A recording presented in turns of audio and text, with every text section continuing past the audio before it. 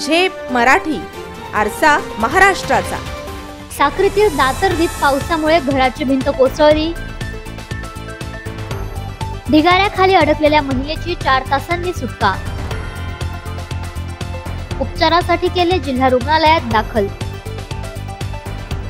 धुळे जिल्ह्यातील साक्री तालुक्यात असलेल्या दातर्दी गावात सततच्या पावसामुळे एक मोठी दुर्घटना घडली आहे।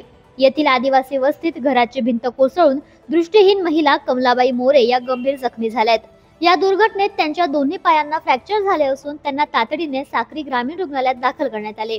त्यानंतर पुढील उपचारासाठी त्यांना धुळे जिल्हा शासकीय रुग्णालयात हलविण्यात आले आहे। कमलाबाई मोरे यांची प्रकृती गंभीर असून त्या मुलबाळ नसलेल्या आदिवासी दाम्पत्यापैकी एक आहेत। त्यामुळे त्यांच्या उपचारासाठी शासनाने आर्थिक मदत करावी व आरोग्य सुविधा पुरवाव्यात, तसेच कोसळलेल्या घराचा पंचनामा करून त्यांना पक्के घर उपलब्ध करून द्यावे अशी मागणी ग्रामस्थांकडून करण्यात येते।